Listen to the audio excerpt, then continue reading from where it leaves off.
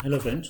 आज के हम लेक्चर में EMA band and RSI setups जो है अपना उसको किस तरह से हम यूटिलाइज कर सकते हैं अपने एडवांस प्राइस एक्शन में। मतलब कि जो हमारा प्राइस एक्शन है उसमें ईएमए बैंड और आरएसआई का यूज़ करके हम प्राइस का स्पेकुलेशन कैसे कर सकते हैं उसके बारे में डिस्कशन करेंगे।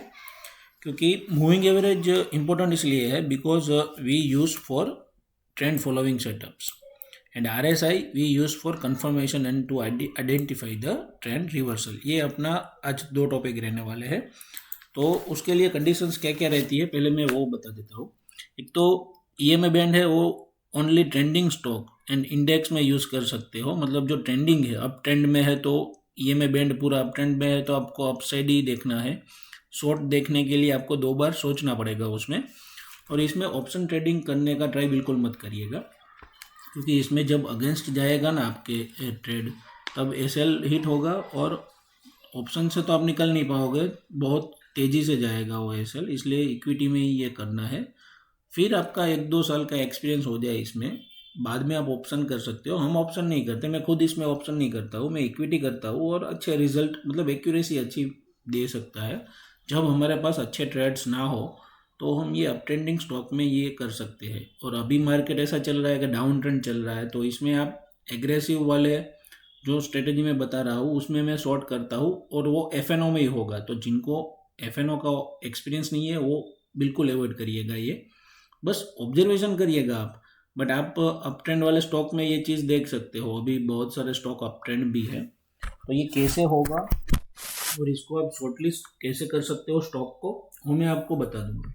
एक तीसरी इंपॉर्टेंट चीज़ है कि हमने जो डिमांड सप्लाई थियरी सीखी है ये सारी चीज़ों का बेस तो वही है, बट ये थोड़ी सपोर्ट सिस्टम इसको काउंट करते हैं। जैसे ईएमए है और आरएसआई है, वो है तो लेगिंग इंडिकेटर ही, बट पूरा अगर नेकेड चार्ट हम देखने जाए तो प्राइस का स्पेकुलेशन लगाना थोड़ा डिफिकल्ट रहता है। तो ये एज ए सपोर्ट सिस्टम हम यूज़ करते हैं। इंडिकेटर है तो लेगिंग इंडिकेटर ही, मतलब प्राइस मूव हो जाने के बाद ही सारे सिग्नल्स मिलेंगे। बट हमारा बेस जो है वो तो डिमांड सप्लाई थियरी है जो हमने बहुत प्रैक्टिस किया है, बट उसमें कुछ चीज़ों की कमी महसूस हो रही थी एक साल से। तो ये चीज़ें थोड़ी एड ऑन किया है जिससे एक्यूरेसी इंक्रीज हो सके। क्योंकि इसमें आपको एक चीज़ पता चल जाएगी कि कौन सी चीज़ आपको करनी नहीं है, क्या करना है वो तो हम सीख ही रहे हैं, डेली सीखते हैं। हम भी सीख रहे हैं, मैं भी सीख रहा हूँ, सबसे सीख रहा हूँ। बार बार चीज़ों को ऑब्जर्व करके दूसरे जो मेंटर्स है, दूसरे जो सीनियर्स है, हमारे टेलीग्राम के ग्रुप्स है उसमें अलग अलग जो लोग अपना गाइडेंस देते रहते हैं, उससे बार बार कुछ चीज़ें सीख के अपना दिमाग लगा के हम चीज़ें एड ऑन भी करते हैं। तो ये चीज़ थोड़ी एक बनाई है, तो आप देखिए अगर आपको ये समझ आए तो आप ट्राई करिए, एक बार ऑब्जर्व करिए, 2-3 महीने प्रैक्टिस करिए।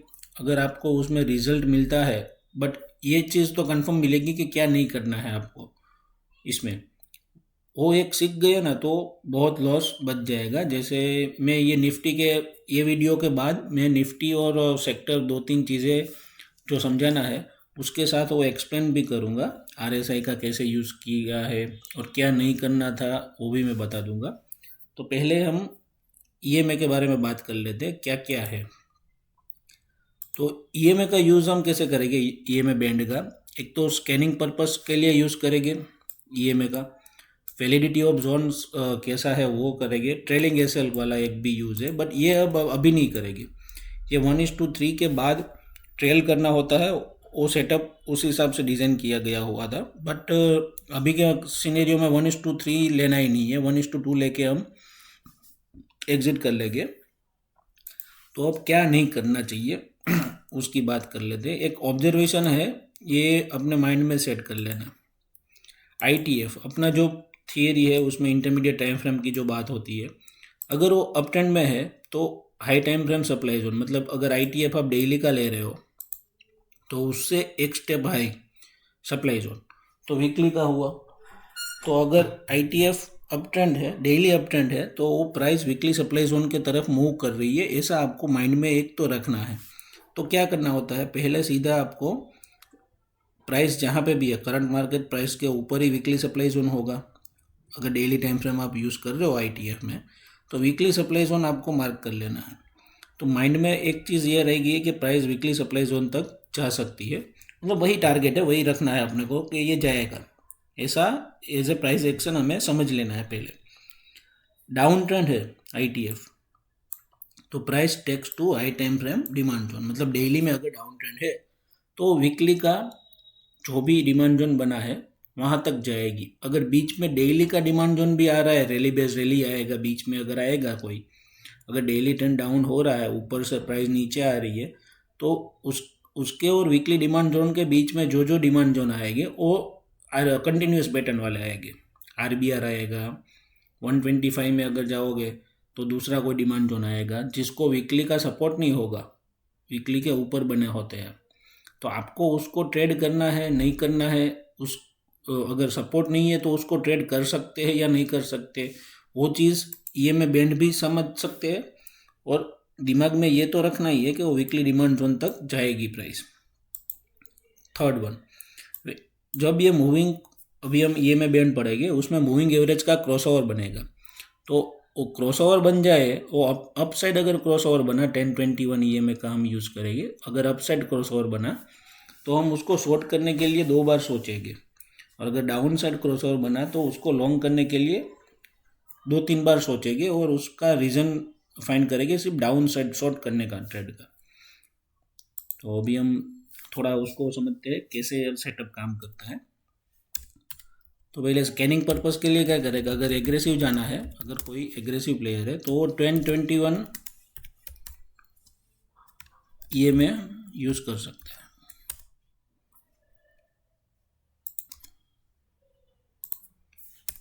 अब किसी को डाउट लगेगा 21 EMA क्यों रखा, ऐसा कुछ नहीं है, आप कुछ भी EMA रख सकते हो, बहुत से लोग बहुत EMA यूज़ कर सकते हैं, करते हैं अपने सेटअप में। 915 EMA यूज़ करते हैं, 515 EMA यूज़ करते हैं, तो चीज़ें अलग अलग होती रहती हैं, अपने हिसाब से जो भी आपको EMA ठीक लगे वो कर सकते हो, बट सेटअप सही होना चाहिए।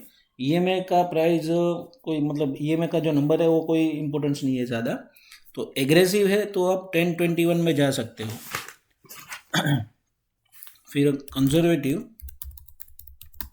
अगर कोई भी प्लेयर कंजर्वेटिव है, मतलब अभी अगर आपको एक्सपीरियंस नहीं है ये चीज़ों का, मार्केट का 1 साल से कम एक्सपीरियंस है, तो आप कंजर्वेटिव प्ले कर सकते हो। तो स्कैन कैसे करेंगे अभी हम, अगर हम अब हमें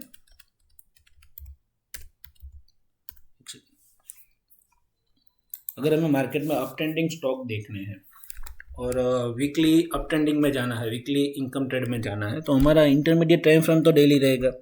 तो डेली में अगर अप ट्रेंडिंग स्टॉक देखने हैं तो 1021 EMA के ऊपर वाले स्टॉक हमें स्कैन करने हैं। तो स्कैनिंग के लिए अपने पास स्टॉक का लिस्ट तो होना चाहिए ना, जिसके ऊपर हम TDA कर सके, उसमें कोई अच्छा डिमांड जोन मिले तो हम लॉन्ग कर सकते हैं।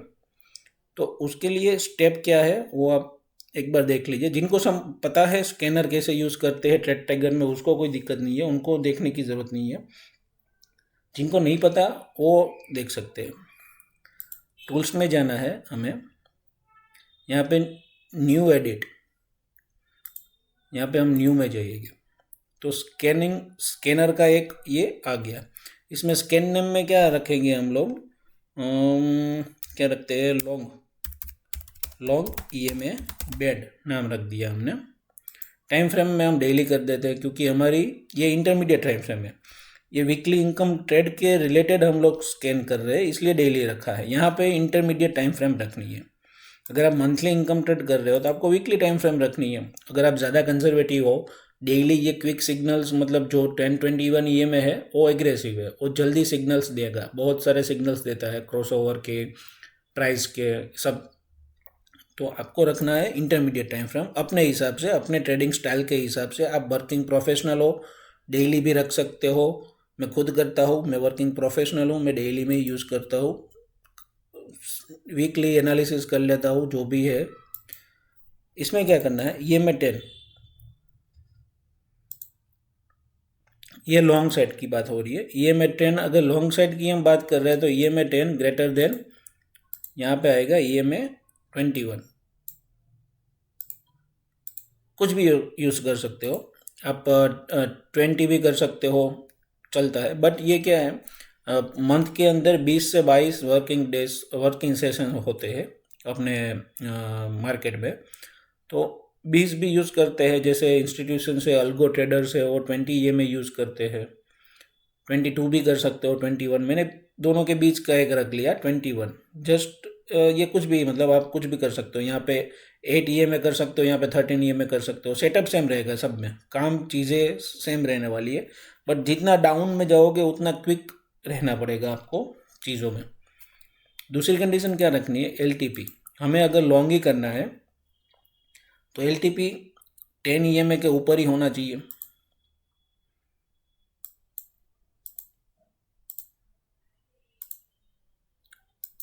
इसको सेव करेंगे तो यहाँ पे अब बहुत सारे स्टॉक आ गए अपने पास। इतने स्टॉक स्कैन होके आ गए जो 10-20 EMA क्रॉस ओवर भी है और प्राइस उसके ऊपर है। तो इसमें से अपने को क्या करना है, अपने को सभी स्टॉक तो लेने नहीं है। जैसे किसी को बिग ट्रेड लिस्ट का लेना है तो वो ले सकते हैं, निफ्टी 100 लेनी है तो वो ले सकते हैं, FNO करना है वो FNO कर सकते हैं। तो हम ये दो अपने हिसाब से ये देख लीजिए, मैं सिर्फ बता रहा हूँ। मैंने ये दो सिलेक्ट किए, निफ्टी 100 और FNO। मैं FNO कर रहा हूँ, FNO सिलेक्ट कर लिया मैंने। तो ये इतने स्टॉक मेरे स्कैन होके आ गए। इसको मैं यहाँ पे सिलेक्ट ऑल करूँगा, राइट क्लिक करके ऐड टू मार्केट वॉच। तो अभी यहाँ पे मेरे पास मेरी मार्केट वॉच में ये इतने स्टॉक्स आ गए। अब मैं किसी को, जैसे अपला पोलो है, ये क्या है, अपला पोलो, यस, मैंने इसको उठाया। मेरे EMA अभी मैंने लगाए हुए हैं 10, 21 और 50 EMA है। ये तीनों EMA मैंने लगा के रखे हैं। ग्रीन वाला 10 है, ये रेड वाला 21 है और ये 50 है। अब एक चीज़ इसमें क्या हम नोटिस कर सकते हैं, ये अभी इग्नोर कर दीजिए, ये दूसरी चीज़ है।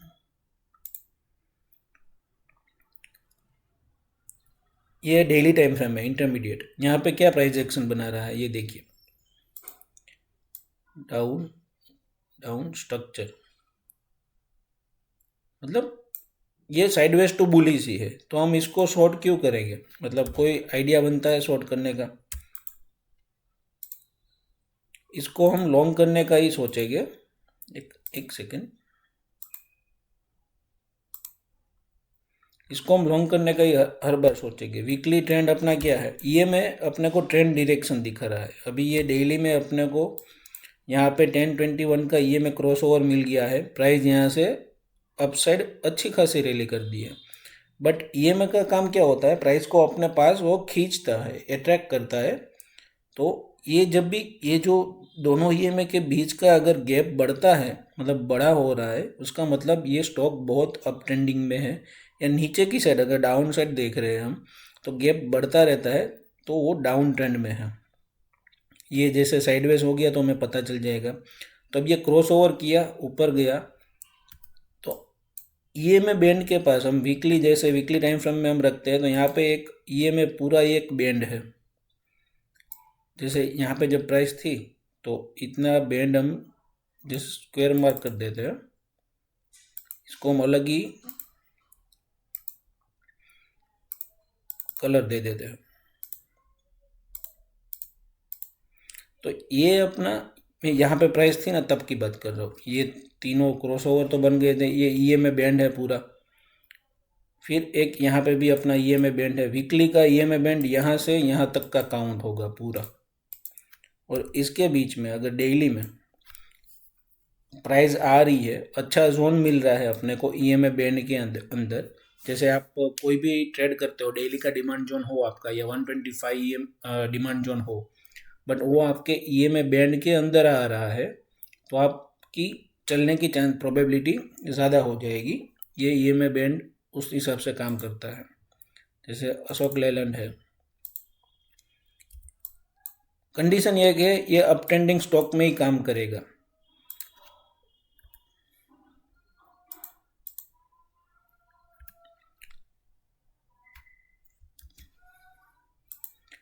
ये पीछे का, ये यहाँ वर्टिकल लाइन के पहले का प्राइस एक्शन आप देख लीजिए, देखना है, ठीक है। अपना डेली का EMA बैंड यहाँ से यहाँ तक का है, ये पूरा EMA बैंड है। मैं ये नहीं कह रहा हूँ पूरे EMA बैंड के अंदर ट्रेंड करना है, बट ये पूरा ईएमए बैंड के अंदर से कहीं से भी प्राइस ऊपर जा सकती है। तो अपने पास क्या है, अपने पास अपनी थियरी है डिमांड सप्लाई की, डिमांड सप्लाई थियरी करो। ये दोनों जोन को, ये सिंगल भी है, ये भी अच्छा था, बट इसमें ये वाला करना बेस्ट रहेगा पूरा जोन, क्योंकि अपने को यहाँ तक ईएमए बैंड का सपोर्ट मिल जाता है। और ये करना मैंने खुद किया है, ये अशोक लेलैंड यहाँ पहले यही सोच रहा था मैं कि मैं इतने से जोन का कर लूँ, बट यहाँ तक क्यों किया था मैंने, इसमें 1:2 मैंने ले लिया है। यहाँ तक क्यों किया था, क्योंकि ये जब प्राइस आ रही थी ना, तब बहुत सेलिंग प्रेशर था निफ्टी में। और सेकंड चीज़, निफ्टी का मंथली डिमांड जोन जिसका मैं वेट कर रहा हूँ पर्सनली कितने टाइम से, शायद एक महीना, लास्ट नवंबर 28-30 नवंबर से मैं वेट कर रहा हूँ उस चीज़ का। उसका भी रीज़न बताऊंगा मैं आपको, आरएसआई का जब भी हम पार्ट चालू करेंगे तब उसका भी रीज़न बताऊंगा। ये कंफर्म आएगा वो पता नहीं था, बट आ सकता है वो पता था। तो क्या नहीं करना चाहिए ना, वो पता था हमें कि कौन सी चीज़ नहीं करनी है। और वो मैंने शायद 1-2 महीने से और लास्ट वीडियोस में भी बताया था, वो भी हम डिस्कस करेंगे। तो ये ईएमए बैंड का अगर आपको ईएमए बैंड के अंदर जोन मिल रहा है, फिर वो आप इंडिविजुअल प्ले कर सकते हो। अप ट्रेंडिंग स्टॉक है, इसलिए इसमें आपको बार बार एंट्री मिल सकती है, एसएल हो सकते हैं, बट अच्छा रहेगा, ये काम करता है। जैसे ये पूरा वीकली का ईएमए बैंड है, तो अशोक लेलैंड में ये वीकली का जोन है, ये ईएमए बैंड के अंदर आ रहा है अभी, तो आप प्ले कर सकते हो। ये वीकली का जोन था पूरा, एक्यूरेसी बढ़ेगी इससे आपकी। और कोई स्टॉक अगर भागता ही जा रहा है अपसाइड अपसाइड अपसाइड, और आपको वीकली के डिमांड जोन में आने से पहले अगर आपको उसमें काम करना है, तो भी आप ये सेटअप से काम कर सकते हो। जैसे हम यहाँ की बात कर ले, ये बेस बनी, ये जो बेस कैंडल है जहाँ पे मैंने वर्टिकल लाइन रखी है, ये बनी, उसके पहले भी आपको एंट्री करनी हो अप ट्रेंडिंग स्टॉक में तो आप कर सकते हो। क्यों? उसका रीज़न, आपके पास बहुत सारे थियरी है। अप ट्रेंडिंग है, स्टॉक अप ट्रेंड में है, वो आपको पता है। एक चीज़ का तो पता ही है, स्टॉक अप ट्रेंड में है। अब ये वर्टिकल लाइन में यहाँ पे प्लॉट करता हूँ, ये पीछे का मुझे नहीं पता, ये नया जो बना है वो नहीं पता, इसके पीछे का प्राइस एक्शन देखो। यहाँ पे दो बेस कैंडल बनी है, एक ये है, एक ये है। प्राइस का बिहेवियर क्या है, वो हमेशा ईएमए के पास प्राइस को अट्रैक्ट करेगा फ्यूचर में। अपसाइड जा रही है प्राइस तो वो यहाँ पे अट्रैक्ट करेगा, नीचे से आ रही है तो वो डाउन ट्रेंड ईएमए जो भी है वहाँ पे अट्रैक्ट करेगा। हम उसका भी अभी देख लेते हैं डाउन ट्रेंड ईएमए कैसे काम करता है वो। तो यहाँ पे प्राइस आई, यहाँ पे रिएक्शन दिया। अब इसकी कोई लेग आउट इतनी स्ट्रांग नहीं थी, ये एक ही लेग आउट है, दो लेग आउट, और यहाँ से प्राइस सीधा वापस नीचे आ रहा है। तो यहाँ पे हम नहीं करेंगे काम, यहाँ पे एंट्री नहीं करेंगे। बट अपने पास एक इनसाइडर गैप, इनसाइड कैंडल वाला भी एक थियरी है जो आप डिमांड सप्लाई में भी यूज़ कर सकते हैं। गैप, उसको इनसाइड कैंडल बोलते हैं, मदर कैंडल। और वो जो होता है ना, कुछ है उसका नाम, मुझे वो कैंडल पैटर्न का नाम नहीं पता, बट उसमें क्या होता है, जैसे ये एक कैंडल बनी तो उसमें उसकी ये दूसरी, मतलब ये पास में एक दूसरी कैंडल,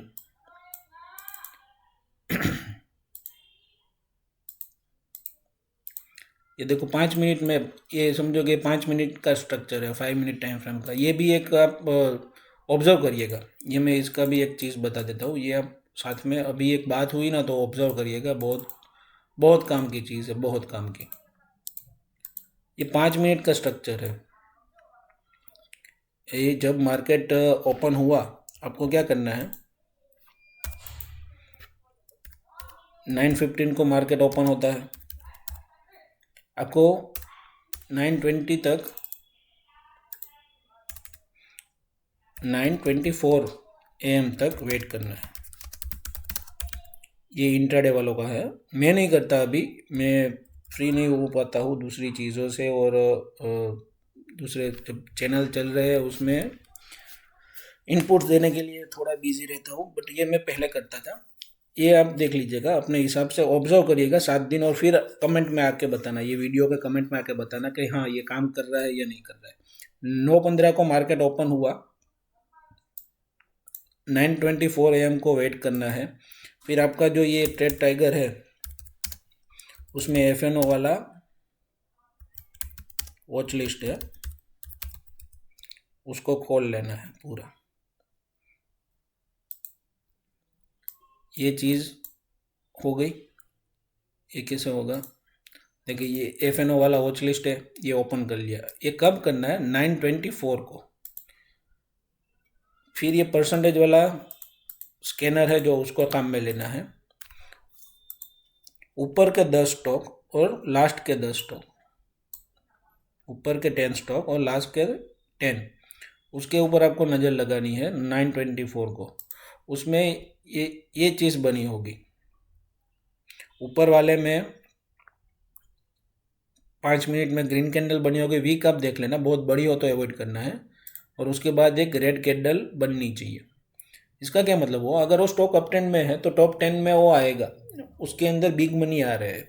तो मार्केट में है ना 90% चीज़ें कैसी होती है, जो भी चीज़ 90% तो नहीं 70% ट्रेंड के साथ होती है। जैसे ये चल रहा है, पैसा गया, आया आया, फॉलोइंग होती है, तो रिवर्सल पैटर्न कम रहती है। मतलब ज़्यादा से ज़्यादा कंटिन्यूस पैटर्न ही वर्क करती है। तो अपने को वही देखना है कि भाई बड़े पैसे कहाँ पे आ रहे हैं, बिग बड़ा प्लेयर कहाँ पे बैठा है। उसके साथ इंट्राडे की बात कर रहा हूँ। जिनको चाय पानी नाश्ता करना है, 500 1000 ये इक्विटी करना है, इसमें कभी ऑप्शन मत करिएगा। 500 रुपये का स्टॉक प्लस रखो या 200 रुपये का रखो, इक्विटी में काम करो। 5 मिनट में ये कैंडल बनी, फिर ये इसके अंदर होनी चाहिए, ये कैंडल इसके अंदर होनी चाहिए। सपोज इसकी वीक यहाँ पे है, ये कैंडल, ये पूरी कैंडल के अंदर होनी चाहिए। इसकी वीक इतनी बाहर भी नहीं होनी चाहिए और इसके नीचे भी नहीं होनी चाहिए, ये वीक के नीचे। ये पूरी मदर कैंडल के अंदर ये कैंडल इनसाइड बार बनना चाहिए। फिर आपकी एंट्री कहाँ पे होगी? 5 मिनट 9/25 पर अगर आपको ये चीज़ मिल गई, ऐसा ही डाउन साइड में, डाउन साइड में क्या होगा? ये बड़ी, ये रेड कैंडल है डाउन साइड में, तो डाउन साइड में ये रेड कैंडल के पास आपको शॉर्ट करना है, ठीक है। तो डाउन साइड में आप शॉर्ट करोगे तो यहाँ पे एक 5 मिनट की ग्रीन कैंडल होनी चाहिए। ग्रीन कैंडल हो तो बहुत बढ़िया है, यहाँ पे रेड होनी चाहिए, रेड कैंडल हो बहुत बढ़िया है। क्योंकि यहाँ पे 5 मिनट में क्या हुआ, प्राइस यहाँ पे पहुँच गई है, यहाँ पे क्लोजिंग दे रही है 9/25 को।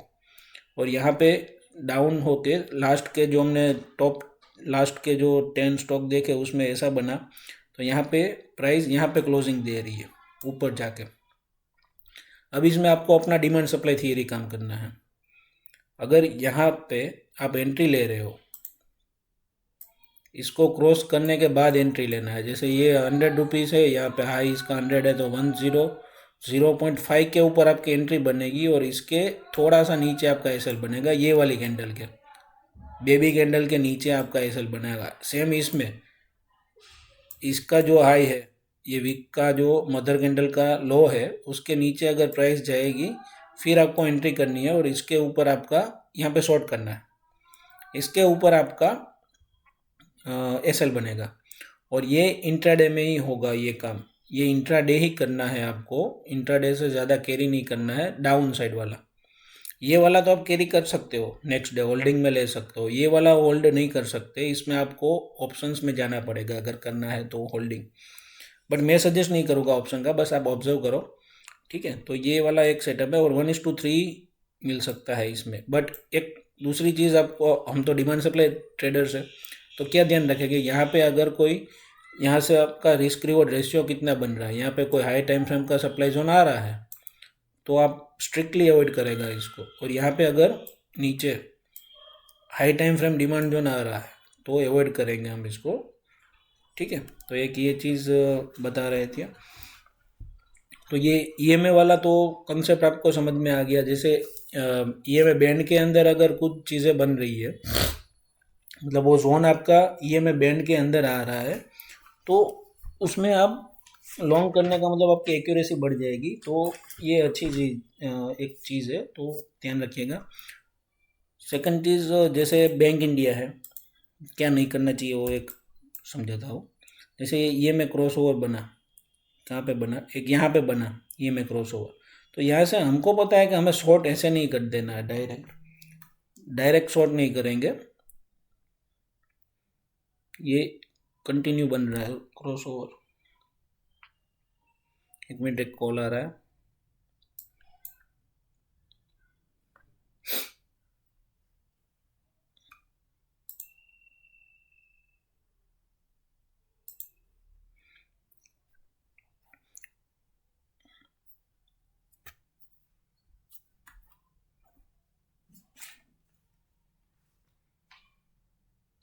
जी भाई, હું તમને 10 મિનિટમાં રિંગ આપું।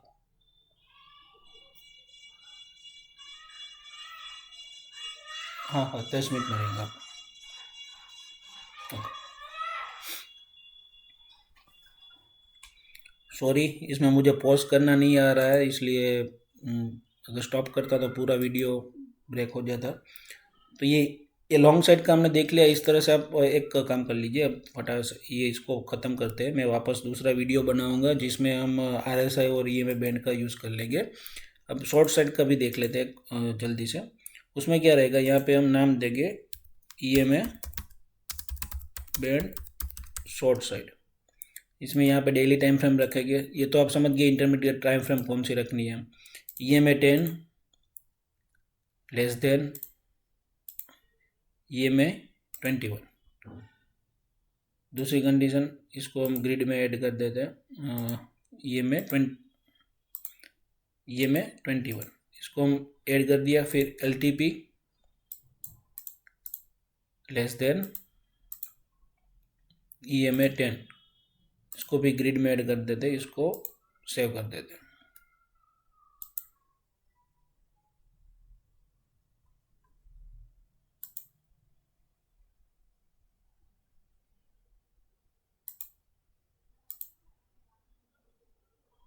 ओके, ये नहीं चल रहा था, लेस देन।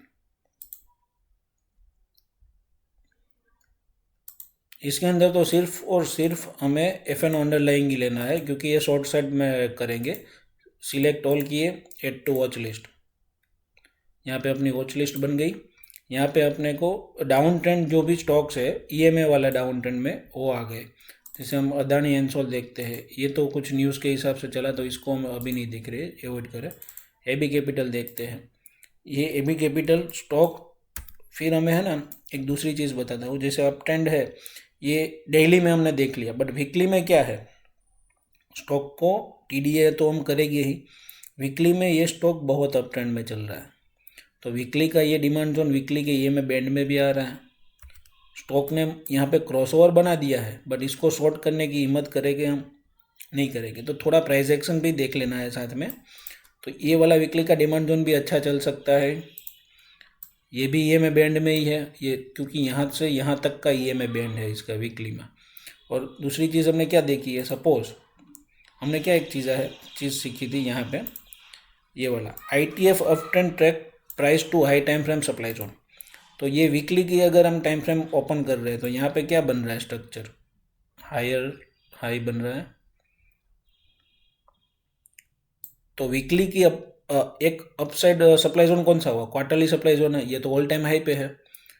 तो जब ये प्राइस इसको ब्रेक करेगी ये वाला सप्लाई जोन के बाद, फिर ये वीकली में डाउन ट्रेंड स्ट्रक्चर स्टार्ट कर सकती है। फिर हम सोच सकते हैं उसके बाद एक वीक अगर वापस डाउन बना, लोअर लो बना के गया, तो हम देखेंगे कि भाई वीकली में अब डाउन ट्रेंड हुआ है, तो अब ये क्वार्टरली डिमांड जोन तक प्राइस मूव करेगी। फिर हम यहाँ पे बैक ऑफ माइंड में रखेंगे कि यह क्वार्टरली डिमांड जोन में आ रही है।